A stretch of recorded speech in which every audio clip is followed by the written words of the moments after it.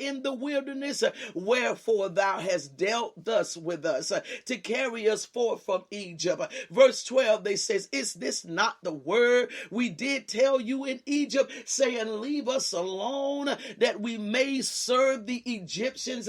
Now this is a situation where someone steps into a situation that you're dealing with, and the situation is not the best situation, and they're trying to speak prophetically into your life to tell you that there is something greater for you, there is something better for you, but you don't get it. You think that they're there because they're the devil. You think that they're there because they're trying to control you, but they're really there because they're trying to prophetically speak into your life. Moses had been sent by the Lord to the Israelites. He had been sent as a savior for them, as a symbolic Jesus for them, in order to bring them out. But they were so caught up in where they were that they could not take heed to the voice. I need to tell you this morning, don't be a hindrance to yourself. Don't be so caught up and wrapped up and trapped up that you cannot hear when the voice shows up. Listen, don't be so caught up and wrapped up and tangled up that you cannot hear the voice when the voice shows up. When the voice, the prophetic voice, comes to speak you out of a thing, comes to bring you out, all Moses had to do was speak the word. The Lord told him, say, tell Pharaoh. He didn't say fight with Pharaoh. He said, tell Pharaoh to let my people go. I want you to speak it. And so when the prophetic word shows up in your life to speak you out of a thing, when somebody tells you, girl, you better than that. When somebody tells you, you don't have to live like that. When somebody tells you, I'm believing the Lord to bring you through.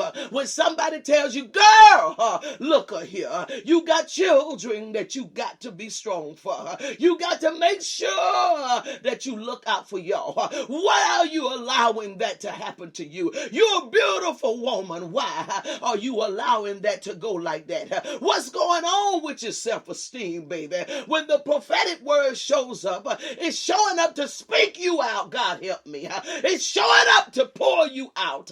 Don't you dare be a hindrance to yourself. Moses showed up to Israel and to say to Israel, you are chosen.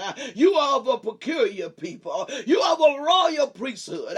Don't you stay there like that. You don't have to be a slave for nobody, for God has chosen you. God has purpose and God has destined you. You don't have to be like that. Lord, help me, please. I don't care what situation you find Msphine in. You better hear what I'm saying to you this morning. It's only going to get better. That's the way I believe.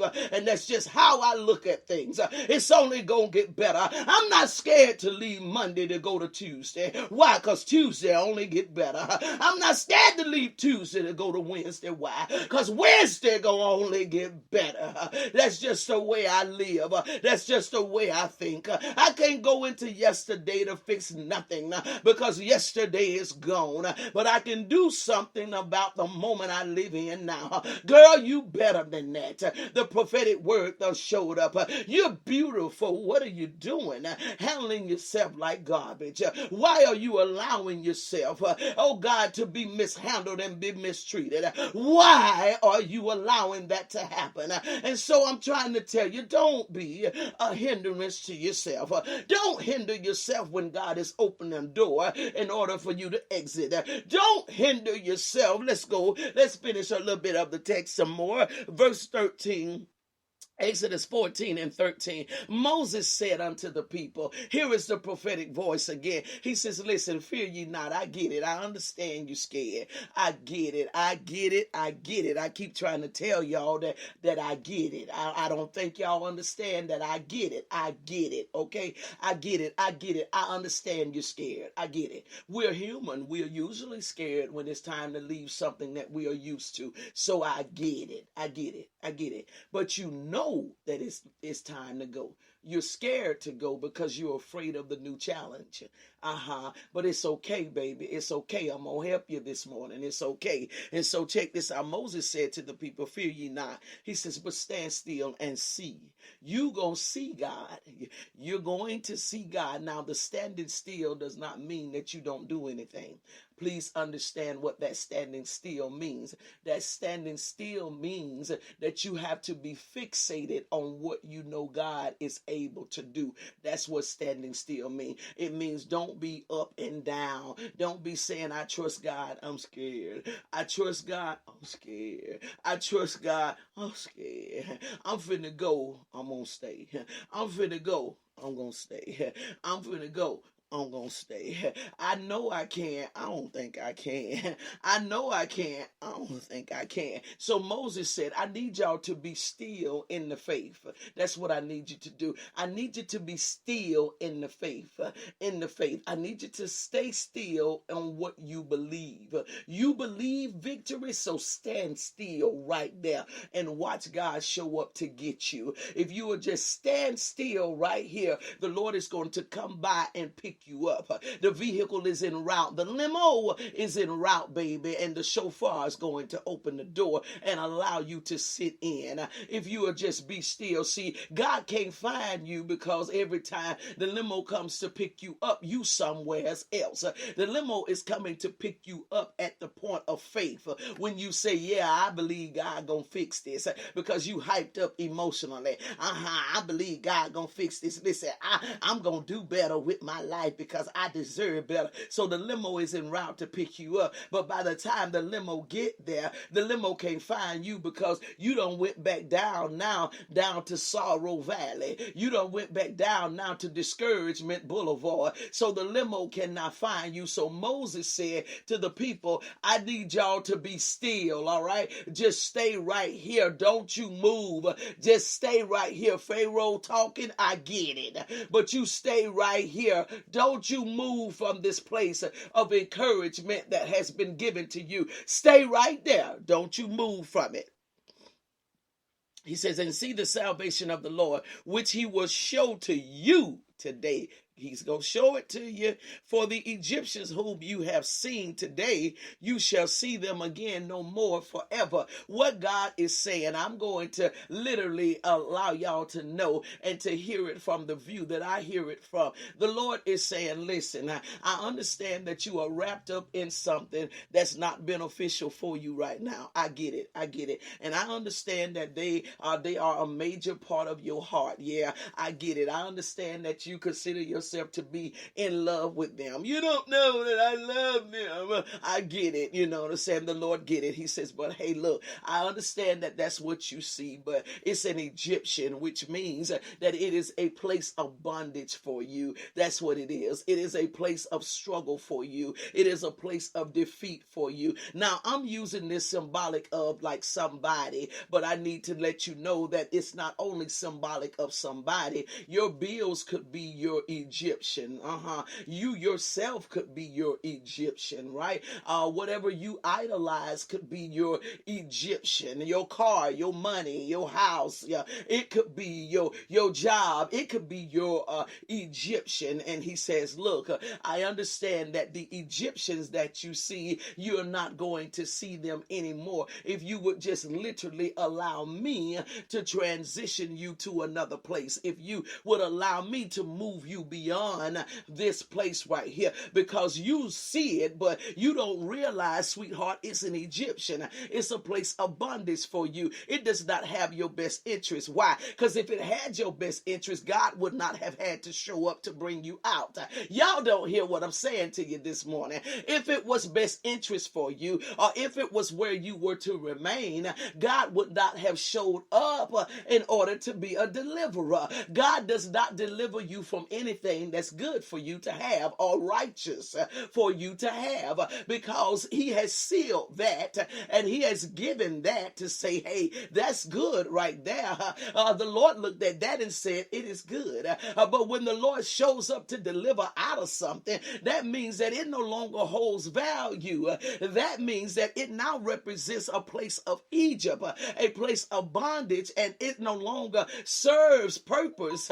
And so it's time to move on. So when God has shown up in your heart, it said, it's time for me to move on from this. What that is saying is I need a deliverer. And so the deliverer has shown up on the scene. But please don't be a hindrance to yourself.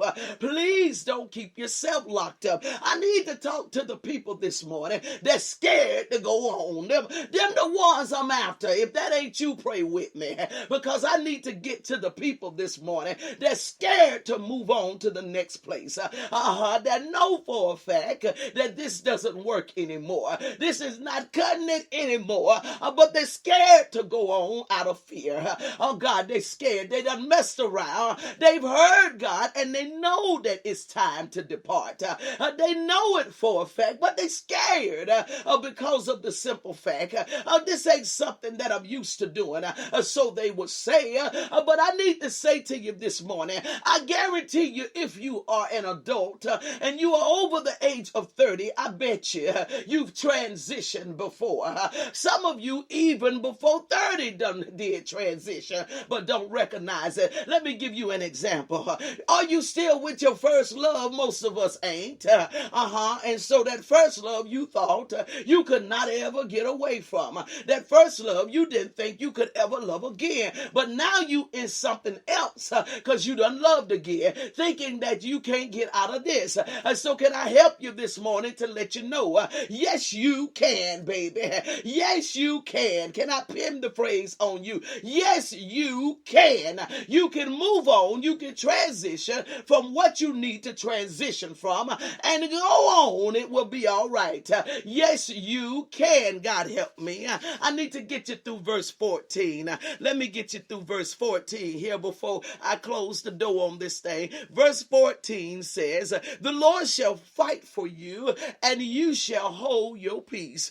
That's what he says. Listen, oh my God, Moses said to them, if you would just allow yourself to be still and you would just hold your peace, the Lord is going to fight for you, because there is path that the Lord has set, and he's going to show you the path that he has set in order for you to travel. But you cannot hear the Lord to know the path that there is for you to take when there's a lot of chaos or when there is a lot of confusion that's going on. That's why he says you got to be still. You got to settle yourself. You got to take heed to the voice. You got to make a decision who you're going to listen to. Are you going to listen to the circumstances that you know that should have been gone away?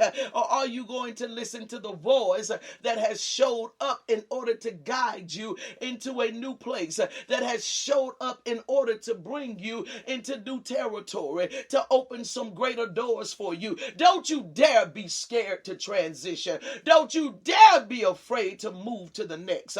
Don't you dare allow what you have to hold you when you know it's time to go.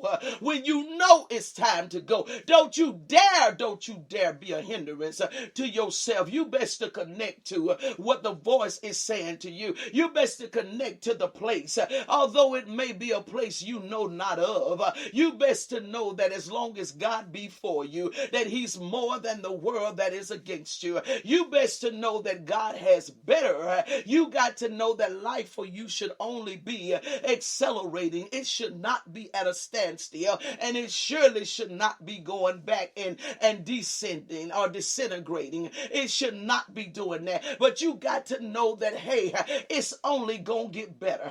One thing that I do is I make sure that I connect myself to testimonies of people that have had to come through some trying and some challenging times, because what that does is encourages Delphine. It encourages me to say, girl, I don't care where you at today, baby, there's something greater.